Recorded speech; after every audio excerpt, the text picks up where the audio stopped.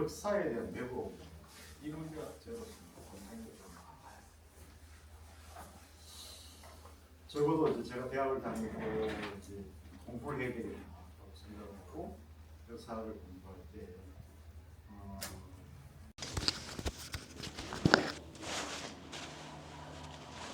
그때 역사는 그냥 대학을 다닌 거예요. 제가 대학원 다닐 때도 선생님들이 그러셨어요.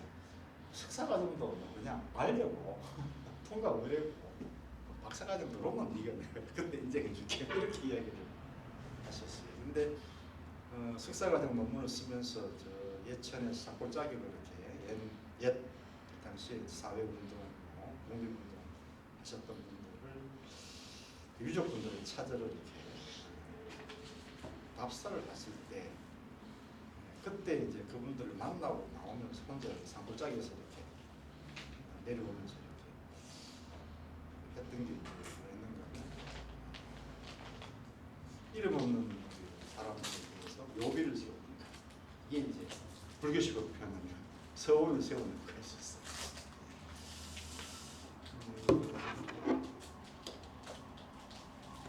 그래서 제가 지금까지 작업해온 부분들이 대체로 이제 남들 한 건 제 손을 잡는다. 개발을 해요. 주제 개발을 해야 되고 그런 쪽에 초점을 두고 지금까지 작업을 주로 해왔었어요. 어제도 신문 기자들, 영남일보 기자도 전화하고 한겨레 신문 기자하고 쩌다가 뭐 이렇게 나는 시골항쟁 관련해서 오늘 한겨레 신문 보도가 나왔다. 이영남 상임 위원이죠. 이번에 그 비정계 가서 위원장의 추도사를 대독하는 과정에서 원본하고 내용이 다르게 진행이 됐어요. 그것 때문에 뭐 한참 이야기도 하고 그래서 여튼저튼 신문에 이제 보도가 다시 문제 있는 것으로 보도가 났죠. 제가 이제 썼던 표현을 한 가지 딱 담았더라고요. 모욕이라는 표현. 시골항쟁에 대한 유족에 대한 모욕이다.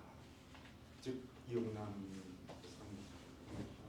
상임이 이제 그래서 그리고 시골항쟁 가해자에 대한 명확한 표현 또 그것이 어떻게 일어나게 되는지 그 계기와 과정 이런 부분들이 많이 보셨을 겁니다만 정예고 선생님 시골항쟁 국민항쟁 거기 있는데요.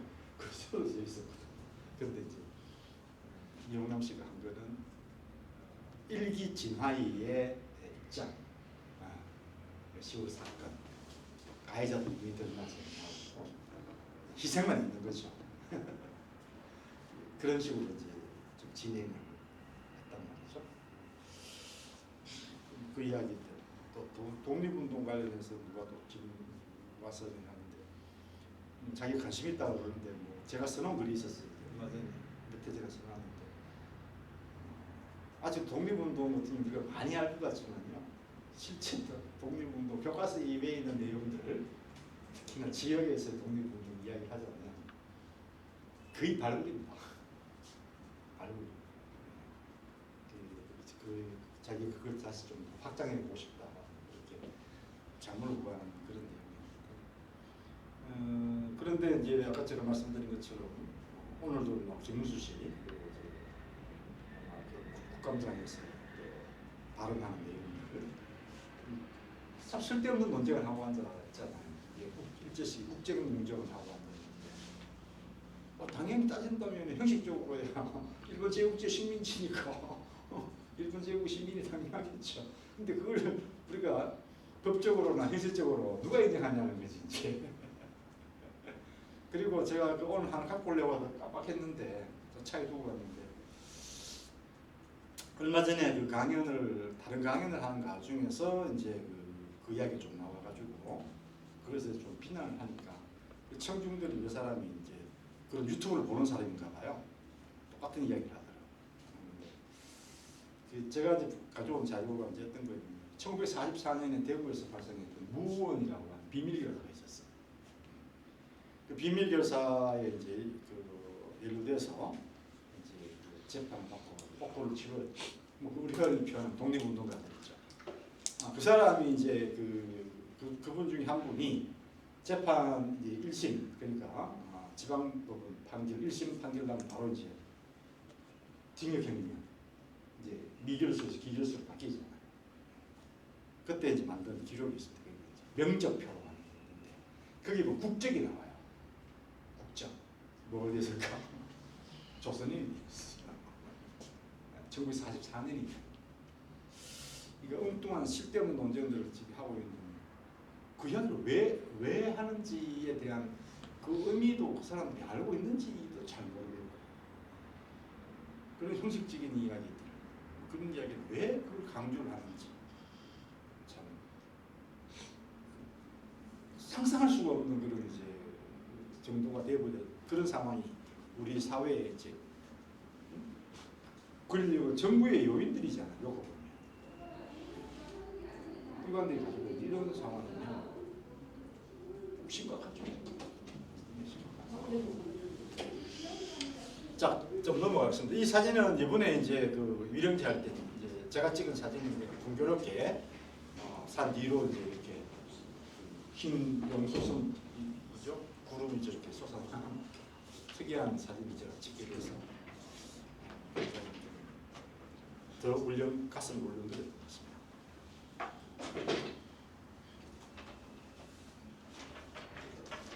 반대로 뒤셔야지. 제가 잘못 잡은 이쪽. 네. 마이크 혹시 하십니까? 마이크.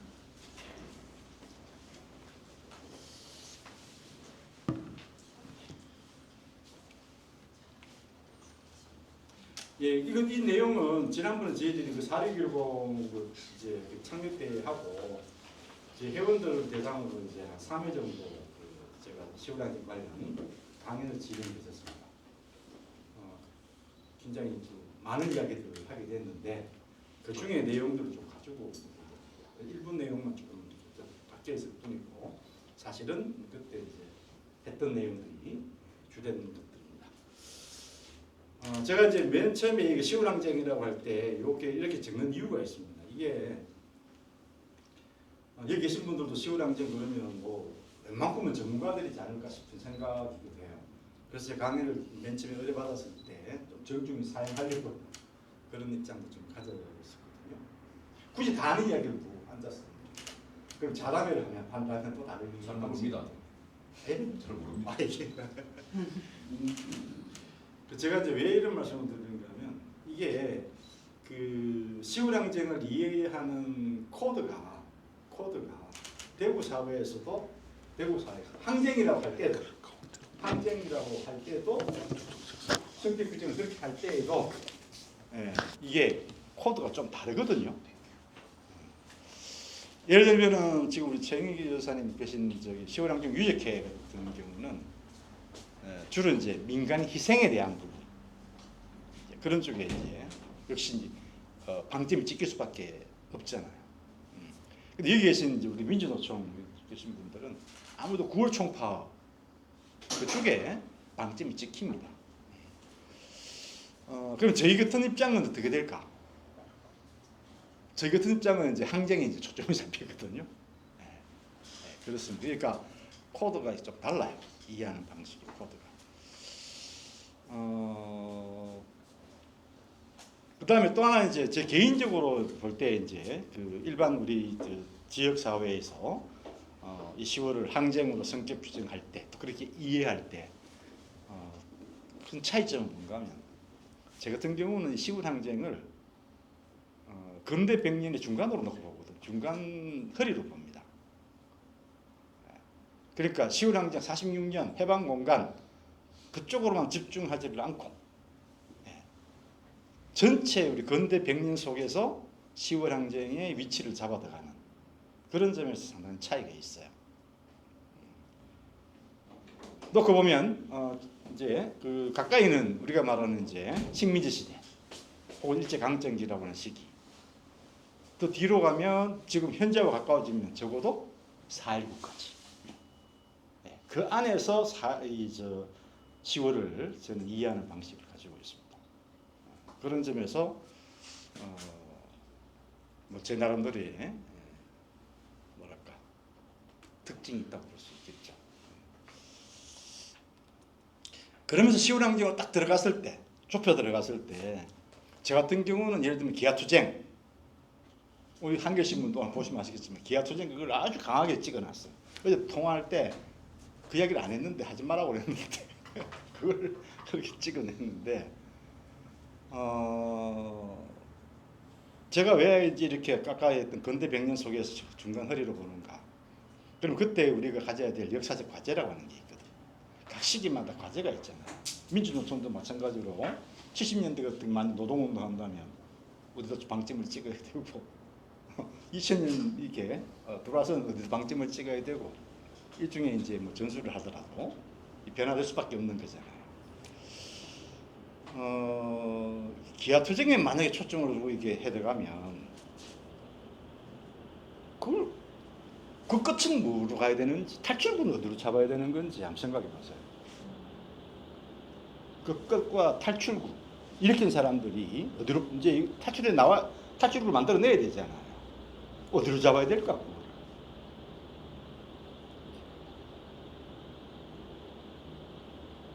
기가 정확히 끝나야 돼. 뭐 끝나면 뭐 어떡하죠?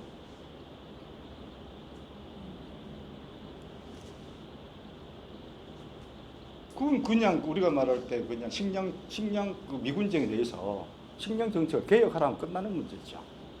그렇지 않습니까? 그럼 항쟁일까지 이렇게 굳이 우리 역사에서 조선시기 역사 쭉 밀란이라고 하는 부분 있잖아요. 민중항쟁들 쭉 한번 보십시오. 동학이라고 이야기해서 동학을 우리가 그 전쟁이라고 규정하고 혁명이라고 규정할 때 만약에 동학이 만약에 탐학에 만약에 초점만 뒀다고 그러면 그렇게 이야기할 수 있을까요? 그건 아닙니다. 그 사람들 보기에는 난이 되지 않고 새로운 사회를 전망하고 새로운 사회를 만들어내려고 하는 평민들의 혹은 농민들의 의지가 표현된다고 한다면 그건 달라지는 문제죠. 즉 신문제 혁파 이 한 문제만 딱 나와도 이건 다른 문제죠. 탐학은 현실인 것이고 신문제 답하는 구조를 깨는 거잖아요. 질서를 깨는 거거든. 그러니까 우리가 전쟁을 할 수 있고 혁명을 할 수 있고 관을 상대로 농민이 군대를 편성하고 정부를 상대로 일을 벌려도 그걸 난이라 하지 않고 전쟁을 한단 말이죠. 그런 부분들이 우리 좀 초점을 좀 잡을 필요가 있고 그렇다면 46년 10월에 가장 우리 사회가 봤을 때 당시 미군정이 45년 8월 15일을 거치고 45년 12월 모스크바 삼성회의를 거치고 46년 6월 미군정의 자국합작위원회 또 좌익에 대한 소위 제거자입니다. 이 과정을 거쳐야 우리가 이제 9월 총파업이 나오는 거잖아요. 그렇지 않습니까? 그렇다면 이 9월 총파업은 노동자들의 독자적인 어떤 판단일까? 그 당시에는 정의당이 있잖아요. 조선공산당입니다. 그 외곽 조직이 바로 이제 당시에 전평이거든요. 따라서 이 조공과 전평과의 관계 이거 따지지 않을 수 없습니다. 노동자들 행위가 단지 경제투쟁을 거친다 한다면 그렇죠? 우리가 새로운 사회를 전망한다고 보기 힘들죠. 정치투쟁이 들어가야 되는 거잖아요. 있잖아. 그렇게 놓고 보면 이제 우리가 이제 이 그 10월 항쟁을 바라보는 인식도 좀 더 큰 구도로 잡을 수가 있거든요. 더 큰 구도로 잡을 수가. 근데 계속 이제 이야기되는 부분들은 해방 공간에 대구가 한국의 조선의 모스크바다 이런 이야기에 초점을 두려고 하는 부분들은 결코 도움이 안 된다고 생각하는 거죠. 따지고 나면 당시에 서울 이남에 한강 이남에 모스크바 아닌 땅이 있었을까요? 없습니다. 예천에 저 골짜기 가도요. 거기 가도 어느 동네는 모스크바라고 그러고 안동에 가일리 가면 옛날부터 그는 저기 모스크바였고요. 권오설 선생이라든가 다 있는 쪽이니까 그렇지 않습니까?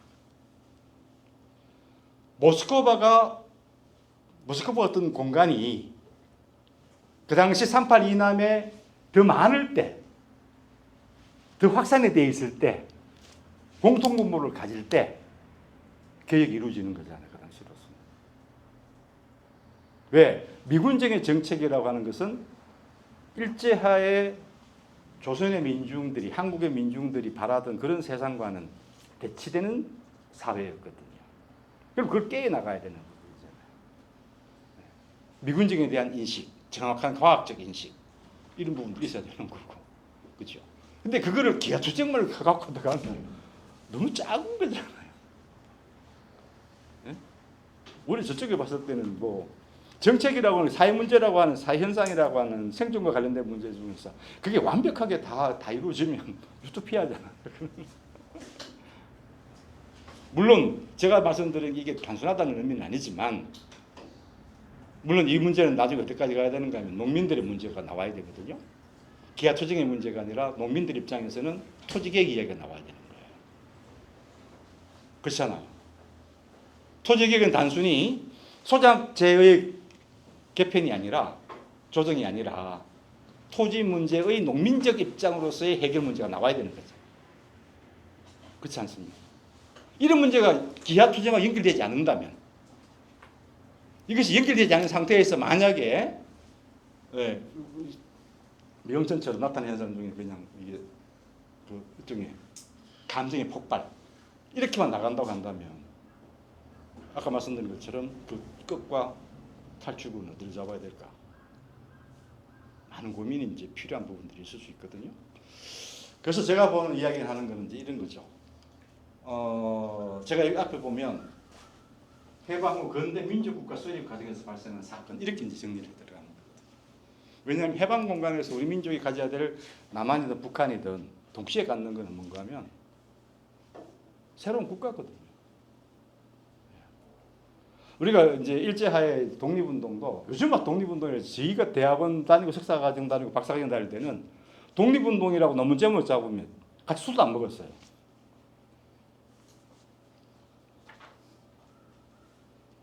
그럼 뭐라고 해줬을까? 우리는 해방이라고 그랬거든요. 왜 해방이랄까? 그냥 두 가지 전제가 깔리는 거예요. 키워드 요소가 필요 충분 조건으로 깔리는 거거든요. 하나는 압제로부터 벗어나는 것, 우리가 말하는 독립. 그 다음은 새로운 국가 건설에 대한 자기 전망. 이게 있어요. 그렇잖아요. 그것이 없으면 앞에 것만 있으면 그만 독립운동이죠. 그리고 그 사회가 만약에 꽉 쪼고 있던 게 풀려버리면 어떻게 될까? 인식이라고 하는 측면이 어떻게 될까?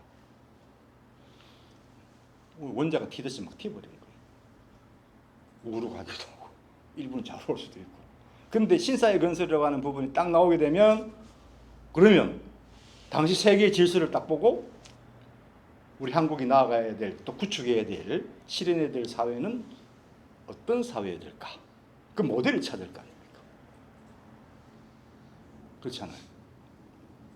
그 모델에서 한국에 가장 적합한 형태를 찾아내야 되거든. 왜? 그게 현실 가능한 이야기니까. 실현 가능한 이야기니까. 그렇죠? 그런 측면이 굉장히 중요하다는 거죠. 그래서 10월 항쟁을 이야기할 때 이런 쪽으로 초점을 잡아 들어가게 되면 10월 항쟁이 가지는 그 뭐랄까 문제의식이라고 하는 것은 굉장히 이렇게 근원적이기도 하고 또 목표라고 하는 부분들이 담대하다고 하는 것을 이제 정리할 수가 있다는 거죠. 그 다음에 이제 두 번째 이야기할 때는 상황으로 봤을 때는 어떤 상황일까? 가장 큰 키워드는 저거거든요. 미수공동위원회가 결렬된 상태라고 하는 거예요. 그 다음 미군정의 대한 정책이 좌우합작 노선에서 한국인화 정책으로 변화하는 가운데 이게 터져나옵니다. 저게 무슨 말인가 하면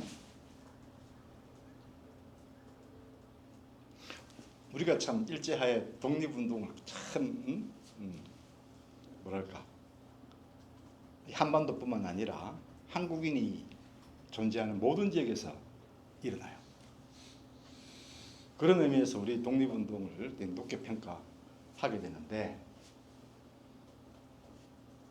그렇지만 이제 우리가 소위 연합국의 일원이 되지는 못했거든요. 네. 물론 우리가 스스로 이제 이렇게 구축해냈으면, 일제를 구축해냈으면 당연히 한반도의 주권은 우리한테밖에 없는 거죠. 오로지 우리가 독점적으로 가질 수가 있는 건데, 그런 상황이 못 된다고 한다면 2차 대전의 연합국 때 파쇼 국가들의 어떤 그렇죠 전쟁 상태, 거기에 누구 편에 들어야 되는, 당연히 이제 가야 되는 거죠. 근데 우리 40년대 역사를 자세히 보시면 우리 민족 내부에서도 소위 말하는 일본 군국주의의 편에 선 사람들 강력합니다. 견고하거든요. 그게 해방 이후에 그대로 드러나잖아요.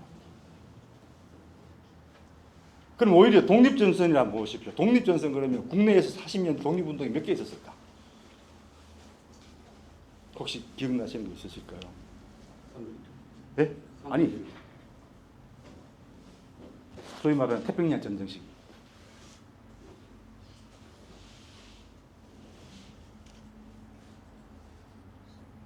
그걸 독립되겠습니까? 우찌하지 그걸. 소위 사상운동은 다 국내에서는 사라집니다. 물론 잠재는 돼 있겠죠. 경선 콩구로 운동해서. 그렇지만 우리가 20년대 30대 초반까지 봤던 그런 구도는 국내에서는 보기 힘들어요. 국제로 나가면, 국외로 나가면 뭐 임시정부의 강복군이 있고 화북의 조선독립동맹이 있고, 그렇죠. 강력하죠. 그렇지만 국내와 연결성이 없잖아요. 안 그렇습니까? 프랑스 정부처럼 국내와 연결이 막 돼 있어야 뭔가 이렇게 한반도 내에서 일제에 대한 교란도 하면서 말이지, 집 밖에서는 진공작전을 할 수 있는 준비를 할 거 아니겠어요. 그렇죠? 근데 우리는 그게 잘 안 되거든. 여튼 그러다 보니까 우리 이제 일제가 패망을 했다고 치지만 한반도의 장래에서 주권의 문제를 이야기할 때 한국인 스스로 주권을 가질 수 있게 됐느냐라고 하는 점은 우리의 희망과는 다른 방향으로 흘러가는 측면이 있잖아요. 바로 이제 미소라고 하는. 그런데 다행스럽게 2차 대전 중에 연합국들은 한반도의 장래에 대해서 독립이라고 하는 전제를 깔고 있었고 합의를 하고 있었고, 그렇죠. 다만 어떤 방식으로 어느 시점에 독립시켜 줄 것인가, 즉 한국 정부를 수립하게 할 것인가, 이 문제는 해결되지 않았던 거거든요. 그게 이제 정리되는 게 뭐였는 건 모스크바 3상회의란 말이죠. 임시정부의 수립, 이 이야기 끄집어냅니다. 그리고 길면 최대 5년 사이에 소위 이제 신탁, 이런 이제 소련은 후견이라고 표현을 하는데 그런 정치가 시행이 되는 거거든요. 그런데 미수공동위원회가 깨지면 연합국들이 합의한 방식대로 한반도의 독립은 요원해지는 거예요. 그런데 여하튼 미수공동위원회는 깨집니다. 46년 2월 달에 덕수궁에서 1차 회담을 하지만 결렬되거든요.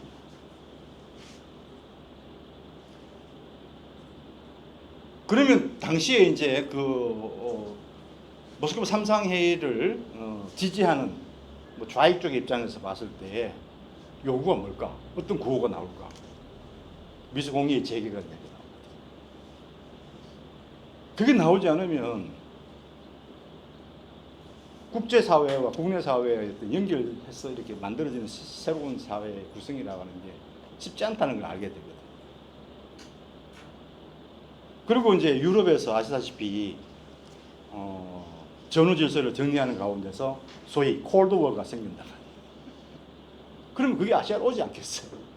당연히 이제 가장 강하게 이제 뻗치는 곳이 한반도가 되게 되고, 그럼 뻔하죠. 뭐 이 두 개로 갈 수밖에 없는 거죠. 그런 점을 우리가 볼 수가 있는 거죠. 그때 이제 미군정이 그런 상황에서 미군정이 펼치는 정책은 뭔가 하면 일제 일본이 한국을 식민 지배할 때 한국 지배의 이제 최고 마지막 지점에 둔 게 동화거든요. 일본인으로 만든다라는 거지. 근데 이제 미국은 뭔가 하면 미국은 일본 아다시피 1차 대전 이후부터 강대국이 되지만 직접적인 식민지를 만들진 않아요. 특징이. 대신 미국이 좌우할 수 있는 그 나라의 권력을 만들어내는 거지. 예. 여기도 마찬가지입니다. 미군이 45년 9월 달에 한반도 서울로 입성을 했지만 그 미군이 한반도 계속 주둔할 수 있는 법적 권리는 모스크바 삼상이 카이로 선언이라든가 얄타회담이라든가 이런 데서 없었거든요. 언젠가 물러가야 돼.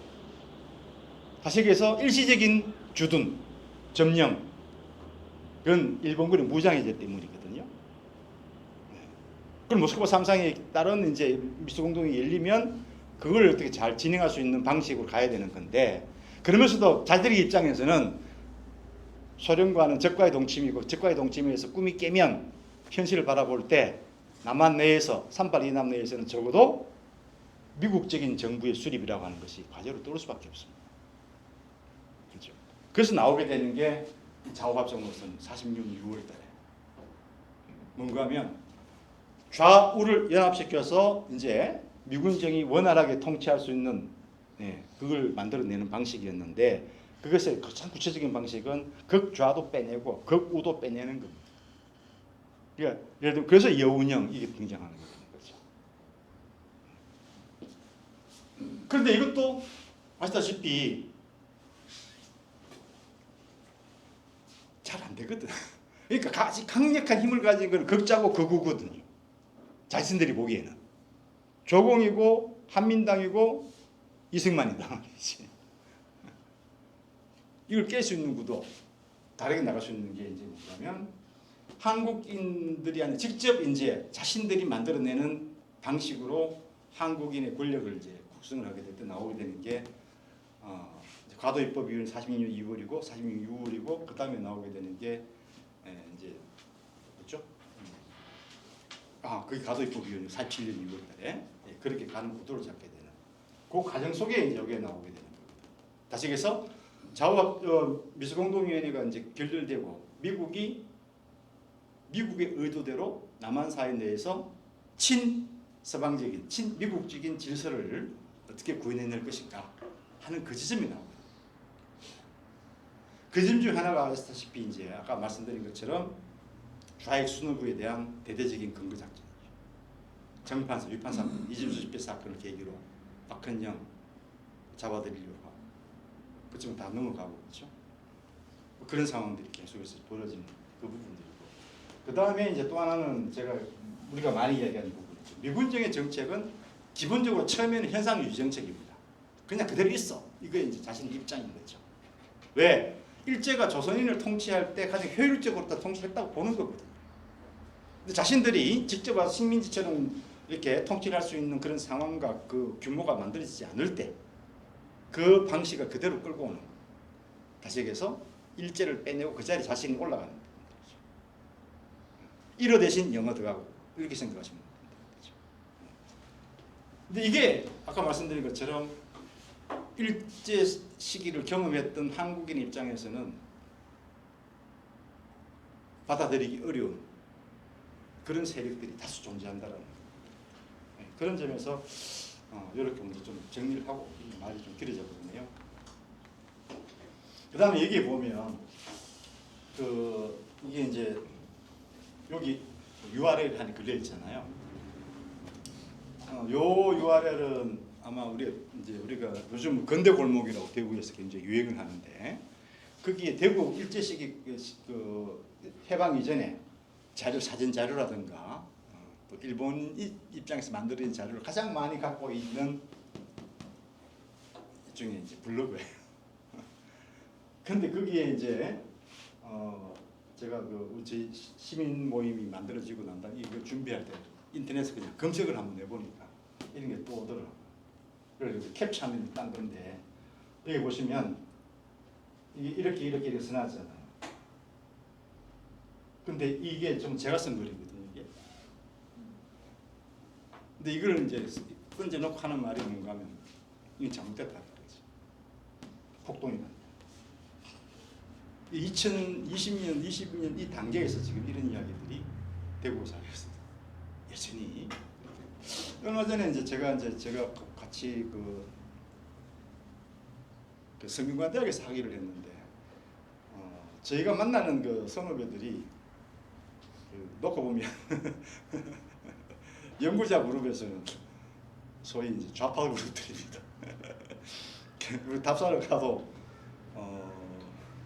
일제시기 이렇게 답사를 가도 그 지역에 이제 주의자가 없는 데를 가지 않습니다. 그러다 보니까 우리가 이제 고려대학교의 강만 교수 그 밑에 제 사단들 만나도 그렇고 그런 이야기를 참 많이 들었거든요. 그런데 그쪽에다가 이제 제가 요번에 그 시민 모임 만들어졌다고 하고 그 이름을 시골항쟁이라고 이렇게 해서 던지니까 거기 계신 분들도 그러는 거죠. 들고 되게 세다. 이제 그렇게 이야기를 해요. 4.3도 사건이라고 이야기를 하고 여순도 사건이라고 얘기하는데 어떻게 시골은 항쟁이라고 얘기할 수 있냐. 그렇게 보는 거죠. 근데 그 부분도 이야기 듣고 나면 뭔가 제 입장에서는 이렇게 뭐랄까 빈 공백을 느끼게 돼요. 이건 이제 제가 해결해야 될 문제이기도 하고 또 대구에서 시골항쟁을 기념하시고 기억하실 분들이 가져야 될 문제의식이라고 생각이 듭니다. 무슨 말인가 하면 시골항쟁 관련 글들이 얼마나 나와 있을까? 제가 이걸 쓴 게요. 이게 저기 민주운동 기념사업회에서 나오는 기관지 있잖아요. 그걸 쓴 거거든요. 이게 2000 거의 뭐 10년 이전에 쓴 거예요. 요거는 어디 있는가 하면 내부에 들어가면 시험에 이렇게 나옵니다. 대구 역사문화대전. 근데 보통은 원고지 한 5m밖에 안 쓰거든요. 이 원고 분량이 얼마인 줄 아십니까? 30m, 30m. 특별 주제를 뽑아내. 대구시 예산을 지원받아서 한 거거든요. 근데 이제 이게 이제 다 이제 잘못됐다는 거지. 그러니까 여전히 우리가 시골항쟁 위령제도 이름 시골항쟁 이름으로 위령제를 지내고 뭐 단체 활동도 하고 이래 하지만 지역 사회에 대해서는 이런 부분들이 굉장히 강해요. 이런 부분들이 이제 좀 문제 앞으로는 우리가 어떻게 해결될까? 그런 문제의식을 가지면서 다시 좀 앞에 말씀을 연결시키면 그 항쟁이라고 이야기를 하게 되면 그 내면들을 보다 학술적인 의미에서 학술적인 차원에서 해명을 해줘야 돼요. 이게. 근데 그게 아직까지는 그렇게 뭐랄까 심화된 연구 이렇게 나와 있지는 못해요. 근데 앞으로 그런 부분 좀 해결돼야 될 부분이라고 생각이 드는데, 자, 요거는 다시 이제 본격적으로 들어가겠습니다. 좀 빠른 속도로 갈게요. 이제 제가 이제 보면 저기 보면 해방 세계 제일의 기쁨이라고 써놨잖아요. 지금 제가 쓴 게 아니고 당시에 어느 독립운동가의 어머니께서 하신 말씀이에요. 누군가는 김일식이라고 하는 분입니다. 김일식이라는 사람은 해방 후에 조선공산당 대구시당 위원장을 지내서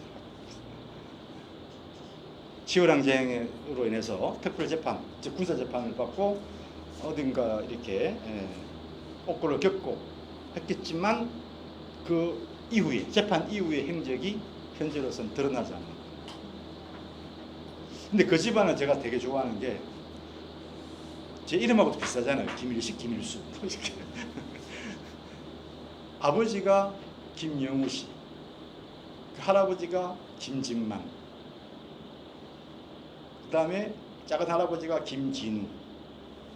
이 3세대가 일제하에 독립운동과 관련해서 감옥을 사신 기간이 27년 9개월. 3대가 다. 대단하죠. 뭐 만들라. 할아버지가 세대가 25년, 아버지가 3년, 김일식도 3년. 3대가 독립운동한다? 야, 그거 정말 어렵습니다. 왜 그런가 하면요. 한 세대가 이렇게 감옥에 할아버지가 들어가 두 분 계시면 옥보라지 누가 하겠어요? 묵고 살아야 되잖아요. 감옥에 있을 때 독립운동으로 만주를 떠나고 그거 다 보고 자란 손자가 또 독립운동을 한다. 이게 쉽지 않습니다. 이게. 근데 더 우리가 의미 있게 보는 거는 그 김일식이라는 사람의 3대에 걸친 독립운동이 갖는 의미를 저는 뭐라고 평가하는가 하면 한국 독립운동과 해방 이후에 소위 활동가들의 경로가 그대로 나타납니다. 한 집안을 보면 한 집안 독립운동의 양상을 보면 한국 독립운동의 노선 변화를 볼 수가 있다는 거예요. 이게 너무한 거잖아요. 근데 그렇게 했던 거죠. 근데 이게 이제 나중에 깨지는 거죠. 제가 그 요번에 그 칼럼을 썼을 때 보면 그 소설 어느 소설이 있는데 방아쇠라는 소설에서 보면 그렇게 써놨습니다. 저걸 줄 알았는데 전혀 다른 세계가 펼쳐집니다. 정반대의 세계가 펼쳐지는 게 해방입니다. 그래서 여기 보면 대구에 있는 우리 집에서는 그야말로 야단이 나고 80노인인 할머니는 어디에서 춤을 추었다고 한다. 그걸 쓴 사람 이걸 남긴 사람이 누군가 하면 김일식의 동생 김이식이라고. 우리 문학 46년 1월달에 실린 거 제가 찾아냈던 거죠. 근데 이분도 해방 공간에서 이제 소위 이제 주로 문학 혹은 연극 이런 쪽에 활동하세요. 문예 활동을 하시는데 나중에 월북을 하게 되죠.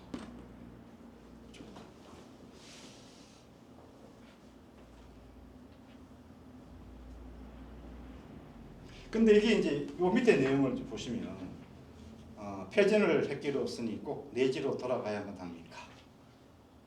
자신의 고향인 강경 땅을 떠나 아버지의 고향 일본으로 돌아갔다. 이게 이제 뭔가 제조 일본인이라고 합니다. 조선에 있는 일본인들이 사실 일본인이지만 고향이 된 건 한국이지. 그 이제 전쟁이 끝나고 이제 일제가 패망하고 나니까 돌아가야 되는 거거든요. 돌아가면 아무것도 없어요. 왜? 미군정이 제조 일본인들이 일본으로 귀향할 때 가지고 있는 것을 아무것도 없다고 말했거든. 가져갈 게 없어요. 기반은 여기 다 있고 자기 기억이 여기 다 있는 거예요. 물론 한국인과 이런 이제 관계 속에서 보면 좀 다른 측면이 있겠지만 그들 입장은 그런 거예요. 그러니까 또 다른 이제 하나 단면이 드러나는 그런 측면들이죠. 좀 복잡하죠. 그 다음에 여기 나오는 내용은 이제 짧게 이야기하면 그 해방 직후 그때 이제 상황을 이제 보여주는 겁니다. 8월 16일 오후 2시 대구 경찰 주차장이 열리고 그로부터 3시간 뒤에 대구 형무소 옥문이 열립니다. 다시 이런 거죠. 우리가 앞에 봤던 사진들 있잖아요. 해방의 기쁨을 맞이하기 위해서 거리로 쏟아 나오는 군중들. 그럼 그건 시간대로 딱 찍으면 몇 시간 어느 며칠이 될까? 그게 16일입니다. 15일은 정신이 없어요. 도대체 이게 뭐지? 이게 뭐지? 이렇게 된 그런 상황이에요. 그런데 16일 딱 되면 상황에 대한 인식이 정확해집니다. 세상이 바뀌었다. 뒤집어졌다라는 걸 알게 돼요. 서울에서도 지금은 그 서울시청 그 주변이 있죠. 제국의 해관이 있었던 그 주변에 수많은 군중들이 이제 거리로 쏟아져 나옵니다. 그럼 그들이 기쁨을 표현할 거 아니겠습니까? 그래서 내가 만약에 현수막을 들고 나온다. 피켓을 들고 나온다. 뭐라고 쓸까요?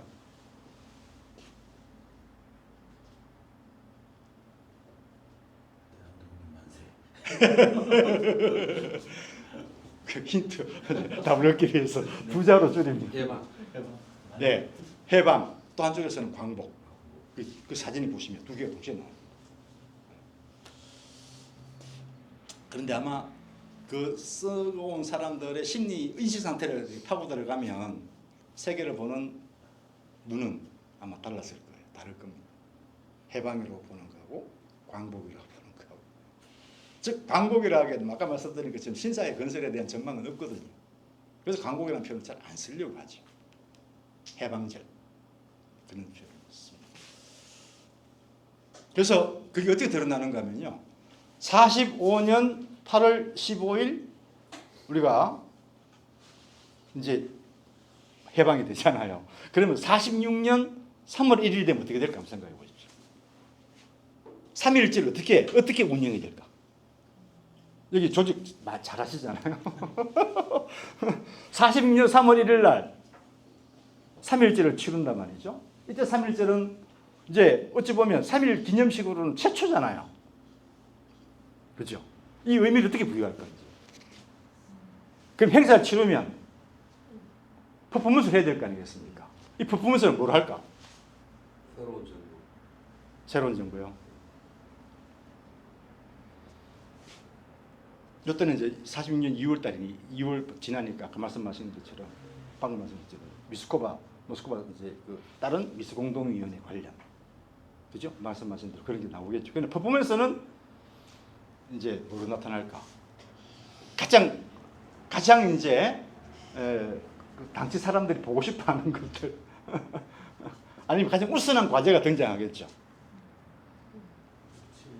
예, 친일 청산. 그래서 달성공원에 가서 도리, 즉 신사 앞에 가는 입장에 무너뜨려버리는 그런 방식이 되겠죠. 그 다음에 이제 예를 들면은 자, 누가 이렇게 나와서 연설을 한다라고 한다면 연설하는 사람들 어떤 사람을 세울까? 누구로 세울까? 그렇죠. 유족들을 세우고. 그 의미가 하는 거예요, 그렇게. 그런데 이게 좌우가 똑같을까? 결국은 45년 8월 첫 번째만 해방절이 되면 장소도 나뉘집니다. 자, 그 당시에 애국가 있었을 거 아니겠어요, 그렇죠? 물론 그럼 이제 미국식 그 민용가 뭔가 이렇게 따라가지고 이렇게 갈 거 아니겠습니까? 그러면 이제 후렴구에 가면 확 달리 바뀌는 거죠. 방금 얘기했던 방식으로 진행했던 사람들 입장에서는 조선 사람 조선으로 저쪽에는 그죠? 이게 달라지기 시작. 확인 이제 보는 세계가 달라지는 거죠. 그런 부분입니다. 여튼 자, 여기 옥문이 열린다. 여기 나오면 이제 여기 보신 것처럼 나와가지고 어떻게 할까? 뭐 가족 친지들 시민들이 나와서 환영을 해주겠죠.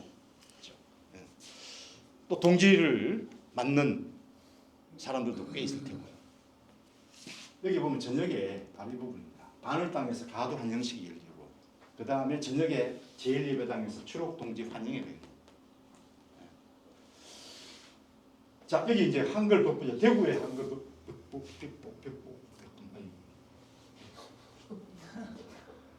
여기 나온 거. 이게 뭐라고 한번 보십시오. 당시에 나왔던 표현. 한국 일본인들을 안전하게 송환시키고 한국민의 아량을 보이자라는 내용.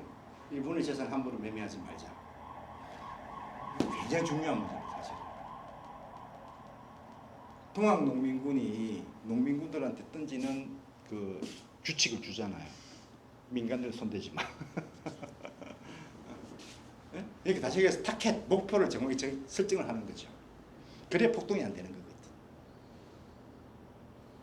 그러니까 이런 부분들까지도 이제 이렇게 나와요. 이런 부분은 왜 중요한가 하면요, 이게 한국인들이 미국이나 그 서구에 혹은 소련의 도움 없이도 스스로 자기 나라를 구성할 수 있고 통치할 수 있고 정치할 수 있는 역량을 갖추고 있다고 하는 거죠.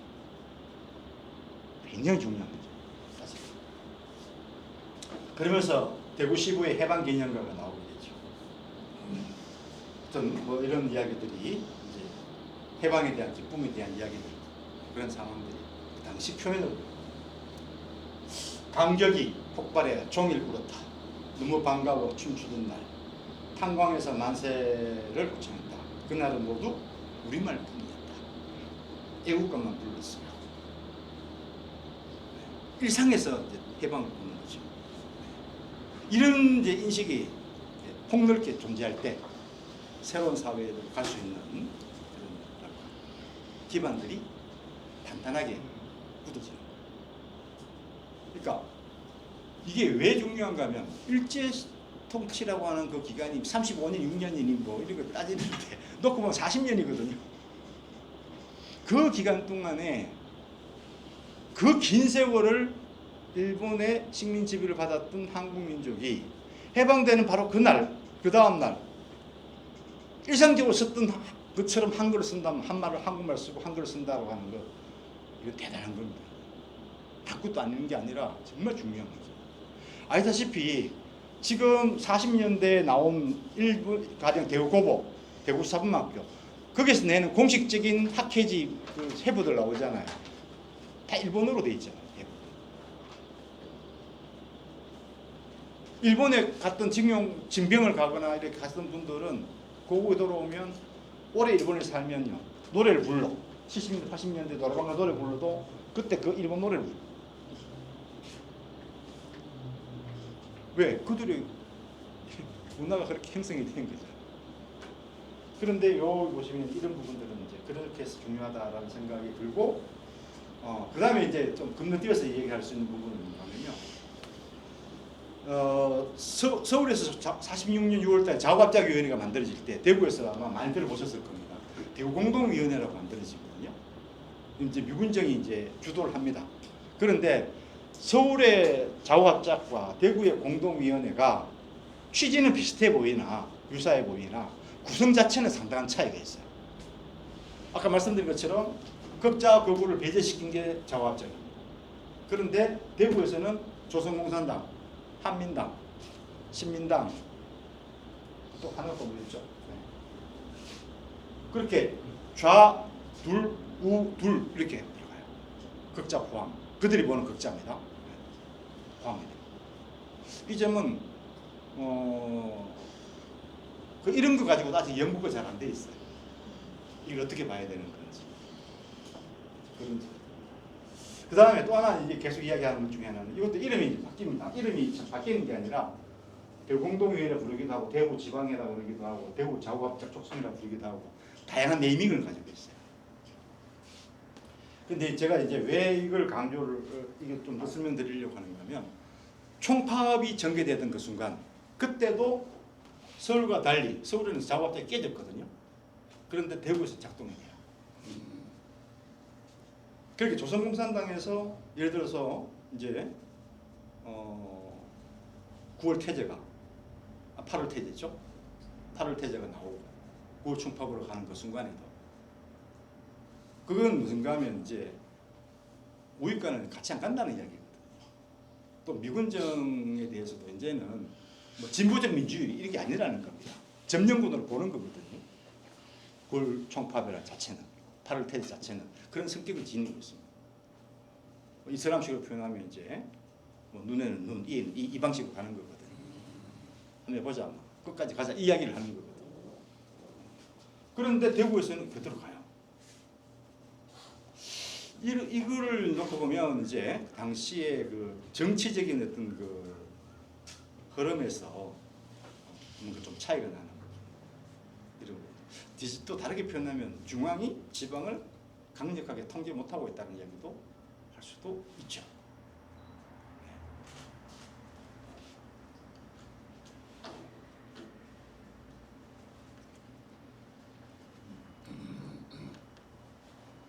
그 다음에 9월달의 현상들, 누구는 잘 아시다시피 정파 유조집회 사건이 진행되고 있고 그에 따른 자해 근거 성품이 있고 그 다음에 이제 장택상 경찰부장의 이제 담화에 따르면 포고령 위반을 한 공산당원에 대해서 발표해도 좋다 이런 이야기도 끄집어냅니다.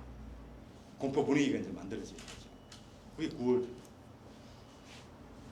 서울에서는 이제 미군 진주 1주년 기념식이 열리고 여기 보면 행정을 조선인을 이양하고 입법기관도 동일하게 처리하겠다라고 하는 그런 러츠 장관의 이제 음명도 나오고 그러니까 이런 부분들이 한국인화 정책이라고 합니다. 여기에서 중요한 건요. 중요한 건 그러면 그 한국인들은 누군가? 모든 한국인들이 열려 있는 건 아닐 거란 말이죠. 가령 대구시 혹은 경상북도 당시에 46년 당시에 그러면 일본인들한테 그대로 그 자리에 있으라고 그랬잖아요. 미군정이. 그렇지만 계속 있을게 할 수는 없잖아요. 그럼 교체가 필요합니다. 어디까지? 일단 미군정이 생각하는 과장성까지는 정책적으로 이제 사람을 선발하고 임명을 하는 거예요. 과장까지. 그럼 이때 국장과 과장은 누구로 할 것인가요? 그래서 서울에서 미군정의 요청을 받은 한민당의 구성원들이 각 지방으로 내려갑니다.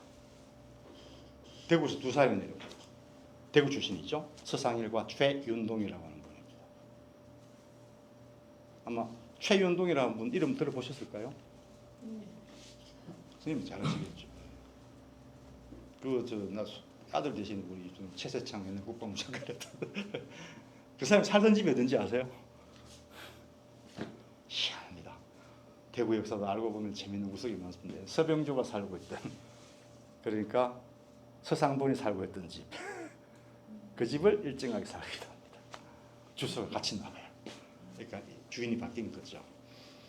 최윤동이라고 하는 인물은 우리 최 여사님 할아버지 서구 최충식 선생님과도 굉장히 친밀했던 분이십니다. 그런데 그분이 해방이 되면 이제 한민당으로 가게 됐거든요. 그러니까 한민당을 해서 구성원 자체가 다 뭐 춘우 이강수 같다 이렇게 보기는 어려워요. 그 스펙트럼이 좀 있거든요. 그다음 서상열도 마찬가지죠. 대구에 한 60년대까지 우익 정치인 그러면 서상열을 능가하는 사람이 없습니다. 1905년부터 활동을 합니다. 대단합니다. 여튼 그 두 분이 내려와서 이렇게 찾아내는데 그때 이게 그 미군정에 이제 추천했던 사람 명단이 나올 거 아니겠습니까? 보면 역시 완전한 친일파는 배제됩니다. 그러면서 이제 우익적인 성향을 가진 사람입니다. 거기에 좀 좌익 쪽이 있지 않을까 전혀 없습니다. 그렇게 구성이 되어버리면 행정은 누가 장악하느냐? 이제 미군정에 따른 그에 또 이렇게 편에서 있는 한국인들 구성이 될 수밖에 없는 거죠.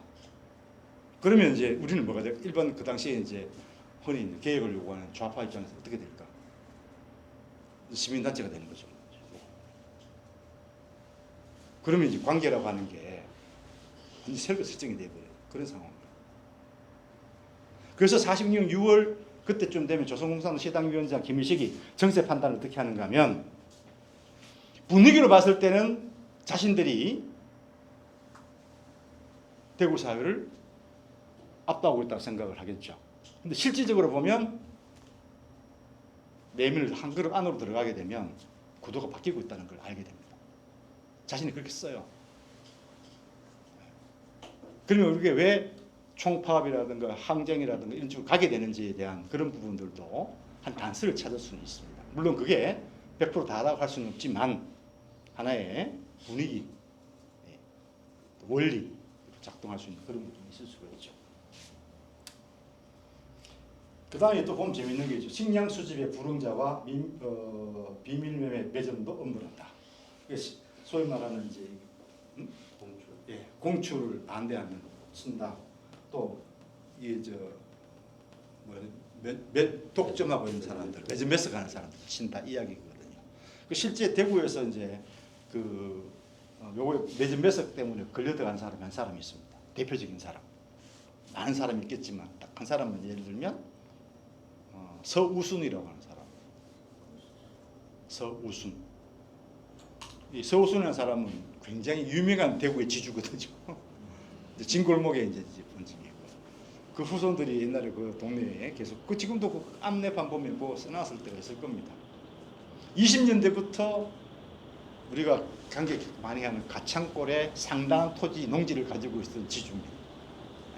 일제 시기부터 악덕지주라고 평가에 이렇게 자자했던 인물인데 그 집에 창고에 미국이 쌓여 있다고 하는 것을 정보를 듣고 미군정 경찰이 칩니다. 근데 막상 열어보니까 말 그대로 산더미처럼 쌓여 있는 거예요.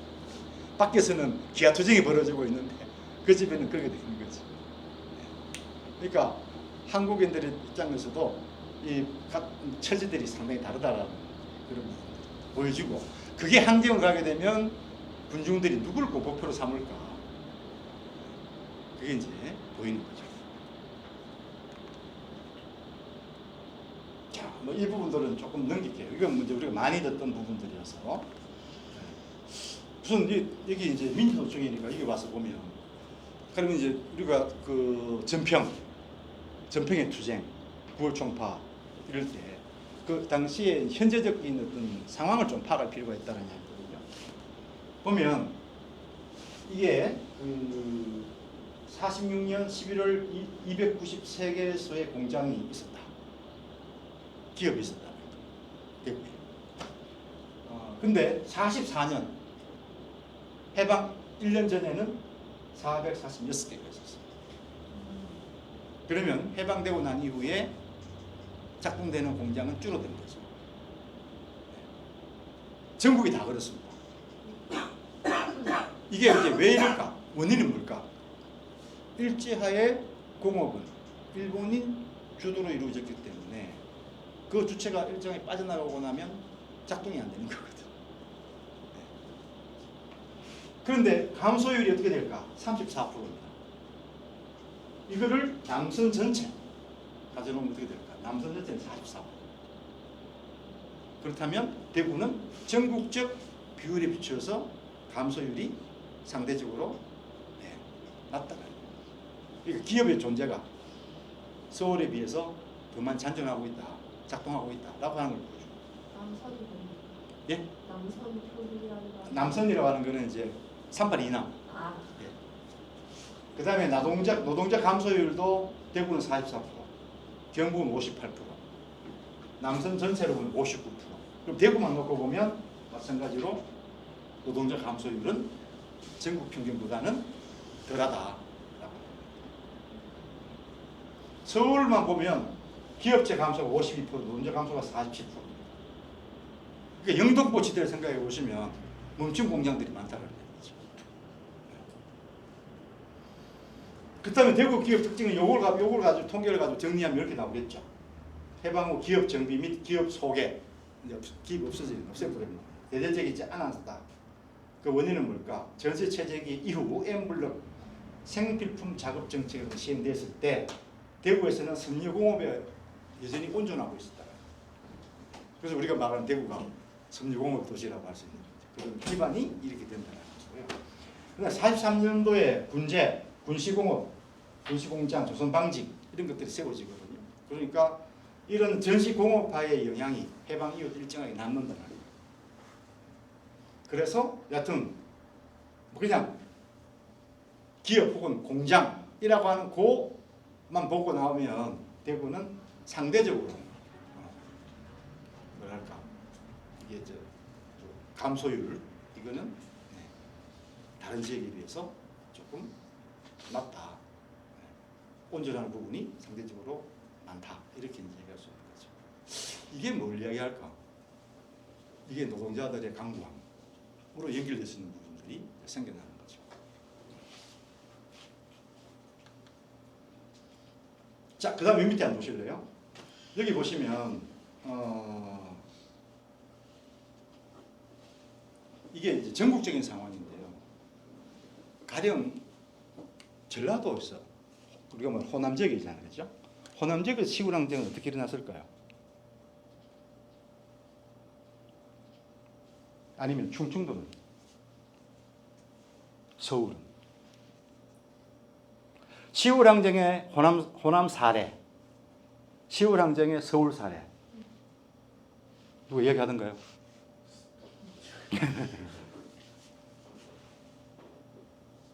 잘 없습니다. 왜 그럴까? 그러니까 서울에 있는 연구자들 입장에서 볼 때 항쟁을 하니까 자신들이 가지고 있는 연구적인 그런 어떤 상황에서 보면 좀 세다라고 이제 얘기를 할 수 있는 부분이 있다라는 거지. 다시 그러니까 이제 우리 시구랑쟁 설명 모르잖아요. 대구에서 이렇게 해서 경부산 국도를 넘어서 전국으로 가서 그렇게 얘기하지만 실제 전국화라고 할 때 그것의 정도를 표를 찍어 보면 편차가 나타난다.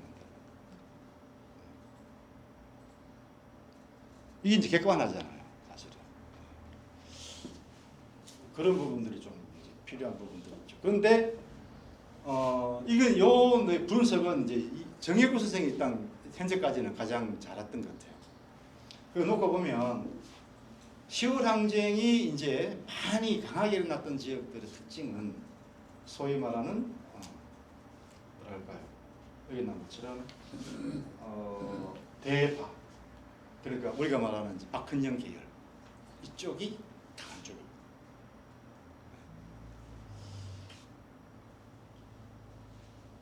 그런데 서울, 경기도 쪽이나 전라도 쪽을 단순 수치 비교는 간단치 않을 것 같아요. 어쨌든 당시에 38선이 그 젖지는 않지만은 벌써 한파선 꺼져 있죠. 그때. 아니 그러니까 북쪽하고 남쪽하고 작동이 다르게 되는 그걸 서울, 경기권은 영향을 받을 테고 또 하나는 이게 조선은 전라도 쪽은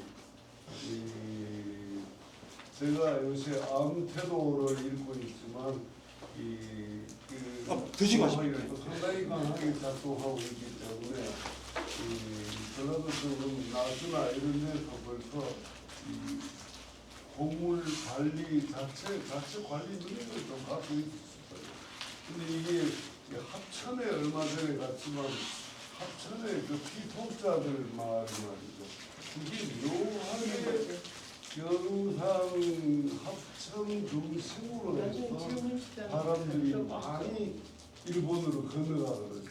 이 합천 사람이 많은 게 상식적으로 이해가 안 되는데 그런 문제하고 비슷하게 이 대구 경북을 중심으로 일어난 그런 뭐가 당시의 사회경제적 정치 사회경제적 환경이 작동하는 게 아닌가. 근데 이게 이제 만약 그렇게 되면요, 그렇게 이제 우리가 정리를 하게 되면 어떻게 되는가 하면 10월 항쟁에 대한 명칭도 대구 경북 10월 항쟁 가야 돼요. 거기서 빼는 이유는 뭔가 하면 충청도 강원도 내려나오는데 수도권하고 전라도 쪽은 조금 반응이 다른 그런 반응에 여튼 중요한 건 뭔가 하면 우리가 10월 항쟁이라고 그러고 10월 항쟁이 일어나는 어떤 사회적 모순이라고 하는 구조가 한반도 전체에 동일하거든요.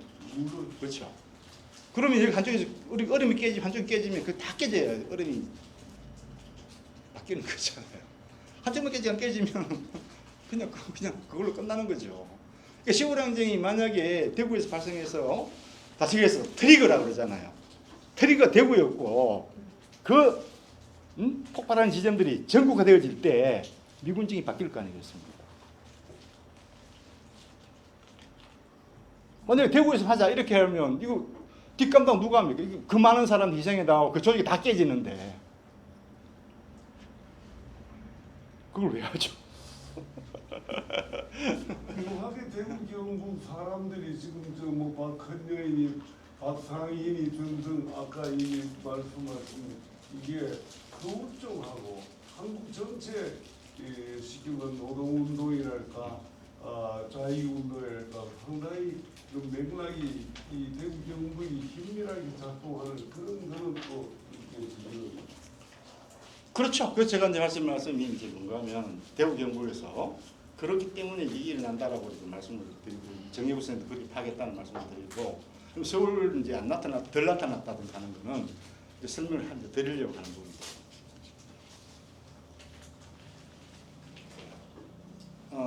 아까 요 대구 합작위원회 말씀을 드렸고요. 그 다음에 이제 여기 보시면 당시에 이제 그 총파업이 이렇게 쭉 발생했을 때 여기 보시면 서울 한번 보십시오. 9월 30일 어떤 일이 벌어져요? 즉 노동운동 그러면 당연히 대구보다는 서울이죠.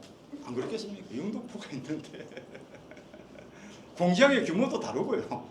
공장의 단위 공장에 노동자들의 규모도 다르고 그럼 총량으로 따지면 개수는 우리가 여기서 아까 몇 개 이야기하지만 개별 기업들의 자본 규모라든가 노동자의 규모라고 하는 것은 또 다른 문제잖아요. 그렇죠? 사실 공업이라는 측면에서 우리가 말하는 소비재 공업 그러면 대구 경북이 섬유공업이 있으니까 또 주조공업이 있으니까 술 만드는 공장이 있으니까 여기 많겠죠. 근데 놓고 우리가 말하는 근대 산업으로서의 공업구조 이렇게 가면 중화공업 이렇게 하면 당연히 위쪽으로 올라가야 되는 거잖아요. 노동자 규모도 많을 수밖에 없는 거고 노동자 의식이라는 부분도 달라질 거고 그렇죠. 그런 부분들. 근데 이게 9월 30일에 가면 무슨 일이 벌어지는가 하면 이런 일이 벌어져요. 무장경찰 2천, 우익계 대한노총, 건청, 독촉 등 소위 말하는 우익 이제 조직 혹은 단체들이 철도 파업단 본부가 있는 용산 기강구를 습격하고 파업을 진압해요. 그러면 서울에서 총파업을 계속 이어갈 수 있는 또 아까 말씀드린 트리거가 딴 지역에서 발생했을 때 그걸 받아가지고 확산시킬 수 있는 그런 역량들은 그만큼 줄어들어요. 그런 부분이에요.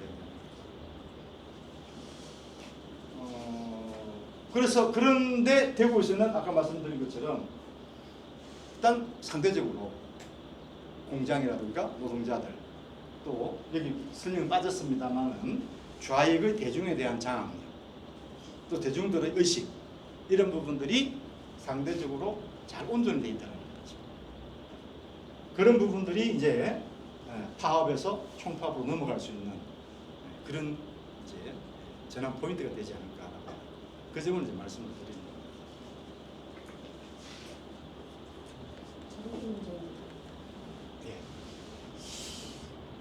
그다음에 여기 부분들은 좀 넘길게요. 우리 근데 이 부분에서 이제 이 내용들은 우리가 잘 알고 있는 내용들이고 답사를 가면 꼭 하는 이야기들이잖아요.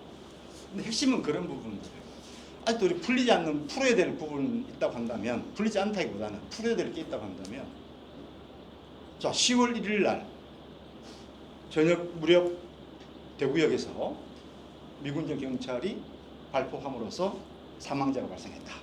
한 명이냐 두 명이냐 그건 사실 그렇게 중요하지는 않을 수도 있다라는 생각이 들고 10월 2일입니다. 10월 2일. 그럼 10월 1일 저녁에 이 총파업을 지도하거나 총파업을 또 이렇게 지도하는 소위 말하는 정의당 쪽에서는 어떻게 해야 될까? 이 문제를 어떻게 풀어야 될까? 이제 사망자가 발생했다. 대책을 세워야 되잖아요. 근데 조선공산당에서는 대책이 있었을까? 지금까지 파악으로는 쉽지는 않습니다. 접근하기가. 그런데 10월 2일 날 저녁에 조선공산당 시당위원장 김일식이 낸 문서가 이제 나중에 미군정에 이렇게 포착이 되는가 봐요. 그 내용 속에 보면 굉장히 정치적인 이야기들이 나옵니다. 정치적인 이야기. 다시 얘기해서 8월 태제의 대구화를 뜻할 듯한 그런 내용들이 나와요. 그러니까 미군정에서 붙는다는 이야기죠.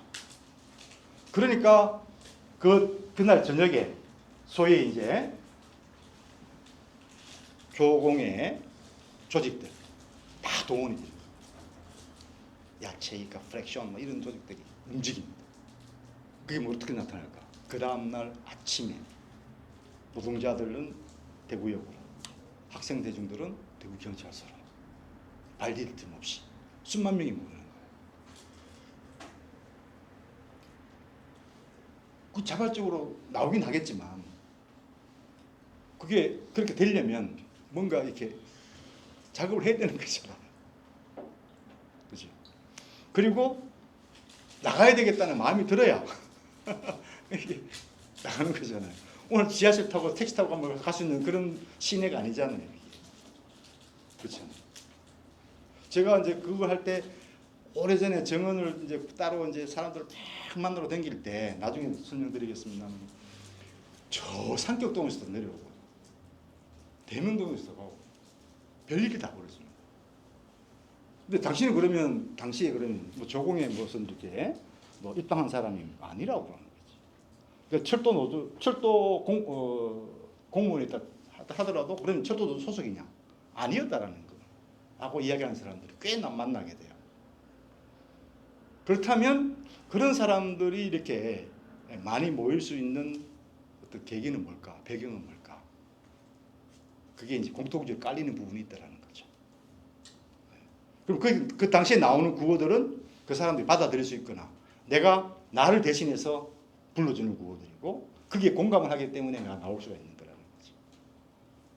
그 사람들이 2만 3만 명이라고 그러고 실제 그 대구 경찰서 주변에 있잖아요. 거기 이제 그 바로 밑에 그 무슨 교회가 하나 있는데 옥골이라고 하는 서성동 교회가 하나 있어요. 그 동네에 사는 주부였는데 아침에 잠시 마실 나왔다가 집에 못 가는 거예요. 경찰서 사방에 대중이 꽉 차 있으니 또 끝나가지는 못하는 거지. 그 정도로 사람이 모인다는 거. 그런 부분들이고 그 다음에 이제 그 부분들이 뭔가면 좀 이렇게 풀어야 될 문제들이 그러면 경찰서를 접수를 하고 그렇죠? 그때부터 이제 무슨 일이 벌어지는가 하면 그때부터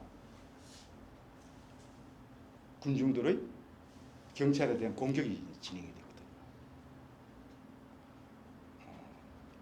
그 이야기를 이렇게 수집하다 보면 경찰도 상당히 이제 그야말로 이제 당하는 거거든요. 근데 그게 그냥 뭐 폭력이 있어도 그냥 집단 린치로 가면 그렇게 끝나면 또 괜찮은데 그게 나중에 사망으로 가는 경우들이 꽤 나와요. 그렇죠? 이 부분에 대한 이제 부분들이 좀 더 이제 객관적으로 좀 풀어내야 될 그런 거. 근데 이게 지금 말씀드린 이런 부분들이 그러면 조선공산 시당에서 시당위원회에서 다음날 정치투쟁을 하자라고 했지만 경찰들 그렇게 하자라고는 보고가 있었을까? 방침이 있었을까? 그렇지는 않을 가능성이 있거든요. 조직적이라기보다는 굉장히 자연 발생적인 의미가 그렇죠. 그러다 보니까 최문식 이런 사람들이 나중에 나와서 선무 방송을 하잖아요. 미군적 요청에 따라서. 최문식. 네, 목사. 최문식. 그쪽 신학교 나중에 나왔죠. 최문식 이런 사람들이 선무 방송을 한단 말이죠. 최문식이라는 사람은 나중에 한국 전쟁 기간에 김일성이 내려왔을 때 그 소위 이제 한영에도 열었던 분입니다. 대단한 분이. 여튼 이제 그런 상황이 이제 나올 때 그걸 어떻게 봐야 될 것인가는 이 부분 어떻게 이제 봐야 되는가 이런 부분들에 대한 좀 고민은 제 입장에서는 좀 가지고 있습니다. 참고가 되실지 모르겠는데요. 제가 월남전 막판에 있을 때 각자 민족들이 자기 지붕에 이 베트남기를 그려 놓습니다. 낮에는 밝은 데 네. 지붕이니까 그러면 이제 베트남 지배 계급들이 그 집은 우리 아군이다 우군이다 이렇게 하고 밤에는 베트콩하고 접선이 이루어지거든. 근데 거기는 이제 베트남이란 체제에 그런데 해방 직후에 정체가 없고 국가를 못 들어서지 않았으니까 아까 공산당이나 또는 미국이나 이거 뭐 도대체 갈피를 못 잡면서 해방의 기쁨이 분출되니까 참 그게 결국은 미군정이 일제 관료 경찰을 끌어안고 거기에 이승만을 끌어안고 이러니까 이게 저런 충돌 갈등이 생기는 게 아닌가 이런. 예, 뭐 우리가 많이 하는 이야기죠. 근데 이제 지금 이게 오늘 이렇게 강의를 제가 말씀을 드리는 것 중에서 많이 빠져 있는 부분들이 뭐냐면 예를 들면 가장 많이 빠져 있는 부분이 우익의 동향입니다. 그럼 우익은 어떻게 조직화가 되는가? 예? 그들의 그럼 이런 이제 시우랑전 같은 이런 이제 좌익 이렇게 진행한다고 한다면 혹은 민주주의 한다면 그들은 어떻게 대응하는가? 이런 부분들은 이야기 잘 안 쓰잖아요, 그렇죠? 근데 굉장히 조직적입니다. 생각보다. 이건 나중에 기회가 되면 말씀을 좀 드릴게요.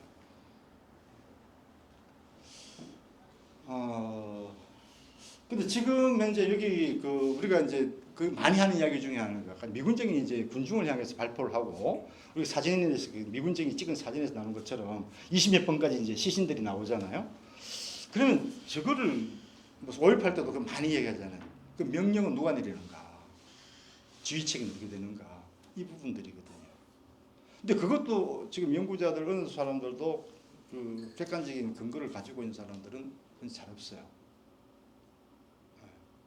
근데 분명히 대구경찰서장은 예. 그게 이제 특경대 쪽에 연락을 취해서 발표를 하지 말라. 그래서 이제 그때 이제 미군정은 화를 내잖아요. 대운제 서장한테. 아니 군주 폭도들인데 왜 그냥 두느냐? 예? 진압을 해야 되지. 왜 그 사람들하고 협상을 하느냐? 무슨 협상이냐 이게.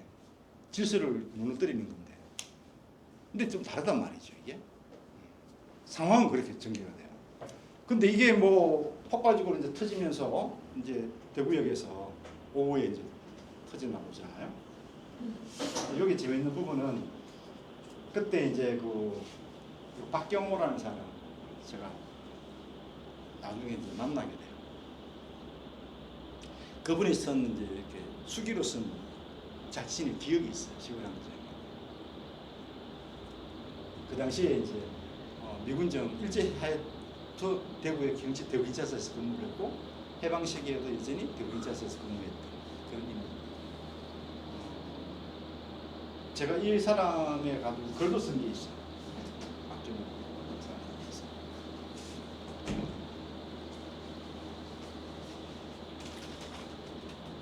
자 여기 한번 보십시오. 여기 보면 이렇게 보면 근데 이게 여기 보여드리는 건지 뭘 말씀드리려고 하는가 하면 그럼 미군정은 이제 어떻게 대응하는가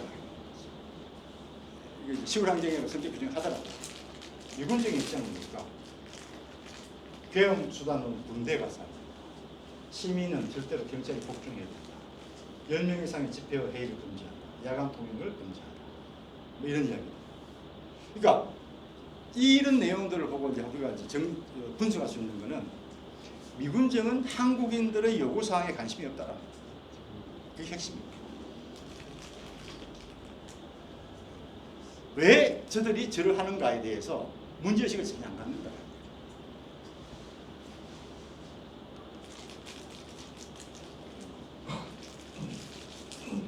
그 다음에 이제 이 부분들은 나중에 이제 요 시신들, 사진들에서 나온 번호가 매겨졌을 때 사람들이라고 하는 그 당시 대구 15에 이렇게 나와요. 그렇죠? 근데 이 사진이 어떻게 나오는지 아십니까? 예? 미국 공군들 그렇고 예, 이게 그때 한국에서 봤을까? 이게 들어온 게요. 2005년도 이전에 서울의 MBC에서 그때 4부작 다큐멘터리를 만들었어요. 제목은 한국의 대통령. 그 이름이 다 나왔습니다. 네, 요거는 또 저기 되고 일기 진화이 보고서에 또 그거 캡처한 거니까요. 근데 시신은 못 찾았다 해도 그 시신을 모았는 장소가 어딘지는 나옵니까? 아니, 저 누워 있는 장소가 어딘지는 모른다는 거죠. 그 다음에 어떻게 처리가 되었는지 그거 가는 거예요. 네. 그럼 이 사람들이 이렇게만 돼 있잖아. 직업이 나와 있으면 그럼 이들이 어떤 사람들인지 예를 들면은 파업에 참여한 사람인가 아닌가 이런 것들도 좀 분석이 필요해요. 24번 명단입니까 그때? 네, 이거 24번은 이제 모르고 23번까지만 파악이 된 거예요. 예, 그렇다면 그 진화의 명단이 나오자면 그 시신의 이동 경로가 나와야 될 거 아닙니까? 근데 그 자료는 현재 기록은 발견되지 않는 것으로. 그래서 우리가 많이 하는 이야기가 가령 좀 있으면은 여기 저 코발트 가실 거 아니겠어요? 코발트 그 이사장 성함이 왜 되시죠? 나중에 나정택. 그럼 저만 보면 그러잖아요. 빨리 찾아야 됩니다. 늘 하는 이야기가 놀지 말고 이거 빨리 찾아라고 그러는데 잘 하여튼 그걸 할 때 1편이 이제 4편에 걸친 다큐멘터리가 만들어지면 1편은 주인공이 누굴까? 한국의 대통령 이렇게 많이 잡으면 무슨 말? 아니요 하지 하지. 미군정입니다. 그러니까 그 이야기는 뭔가 하면 미군정을 국가 권력으로 본다는 거예요. 그렇기 때문에 하지를 그걸 만들 때 이제 미군정 나라에 이제 당연히 이제 미군정식이 자료들이 있을 거라고 하면 다 아는 거고 다만 어떤 자료가 있는지 아무도 몰라요. 그때 이제 미국에 가 있는 우리 한국에서 이제 가 있는 사람 연구진이 있죠. 거기다 의뢰를 해서 자료를 좀 찾아달라 했는데 이게 나온 거예요. 그것도 기간이 지나면 해제하는 시점이 벌써 지났지 않습니까? 지났는데 문제는 그게 네이밍이 안 돼 있으니까 어떻게 찾아다가야 될지. 예? 그거는 연구자의 자체를 몫이에요. 공개하면은 이제 연구를 하면은 밝혀질 수 있지 않습니까? 그러니까 그게 예를 들면 우리 보따리 창고에 막 보따리 사놓은 거 있으면 풀어봐야 뭔지를 아는 거지. 또 그것도 다 똑같이 들어가는데 찾아내는 사람이 못 찾는 사람이 있거든요. 그거는 이제 키워드를 국가가 제 역할을 안 하고 있으니까 그런 거죠. 그렇죠. 물론이죠. 당연한 거죠. 국가에서는 순식간. 그래서 이게 들어왔었어요. 그래서 그 1편에 한국 대통령 1편 하지편에 이게 이제 자료 화면으로 들어갔고 더 이상의 사진은 안 나옵니까? 미국 기록. 예, 현재까지는. 그리고 이제 그 이 사진이 이제 제가 그때 이제 대구 쪽에서는 제가 조금 그 PD 연락이 됐었거든요. 그래서 그 PD가 나중에 연락이 와서 이 사진을 복사를 3부를 했는데 한 부를 드릴게요 하고 저희한테 던져준 거였었어요. 그래서 제가 그때 이제 입수를 하게 됐던 자료. 여튼 그렇게 들어오게 되고 그 뒤에 나중에 이제 대구 MBC 2005년도에 10월 항쟁할 때 이 자료가 역시 아마 쓰였을 겁니다. 그때 그 시나리오는 제가 다 쓴 거였으니까 2005년도에. 그러니까 계속 이제 그런 입장이에요. 네. 그런 부분들하고 이제 보시는 게 맞을 것 같고, 이제 여기 이제 보면 이제 이런 거거든요. 이제 우리가 그 이게 좀 더 이제 뭐랄까 항쟁으로서의 의미를 조금 더 강하게 가지려고 한다면 개인에 대한 공격이라고 하는 부분들도 감정의 상태에서 또 그런 상황에서 충분히 발생할 수는 있는데 소위 이제 그 당시 뭐 민중을 억압하는 기관이 있다고 한다면 그게 목표가 될 수가 있는 거죠. 그런 데 대한 어떤 뭐랄까 장악 이런 부분들이 일정하게 이제 필요하거든요. 예를 들면 우리가 이제 군 단위로 넘어가면 아시다시피 영천 같은 경우에는 그 영천 군청에는 경찰서 불타잖아요. 다른 쪽도 마찬가지로 경찰서가 습격을 당하거든 경우들이 많아요. 그럼 여기는 대구 같은 경우는 더 많단 말이지 이게. 종합 세트잖아요 여기는. 대구는.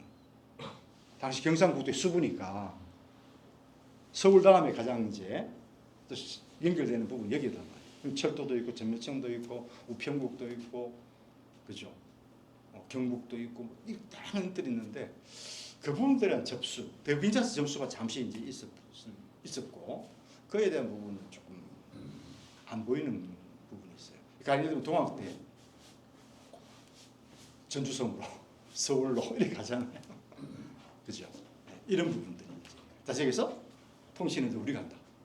그 구호가 경상북도 지역에서 특정한 지역에서 나와요. 이제 미군정이 아니라 우리가 직접 통치한다. 그런 구호가 나옵니다. 다시 얘기해서 우리가 이제 아까 기하투쟁 이런 말씀을 드렸지만 그거는 어떻게 보면 하나 현상적인 측면들이고요.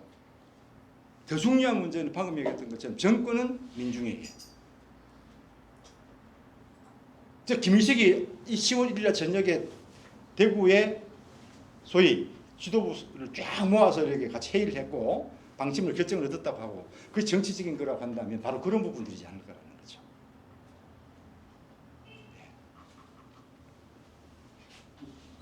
근데 그런 부분들이 이제 우리가 자꾸 이제 놓치고 있는 부분들이 아닌가라고 하는 생각을 좀 하게 되는 거죠.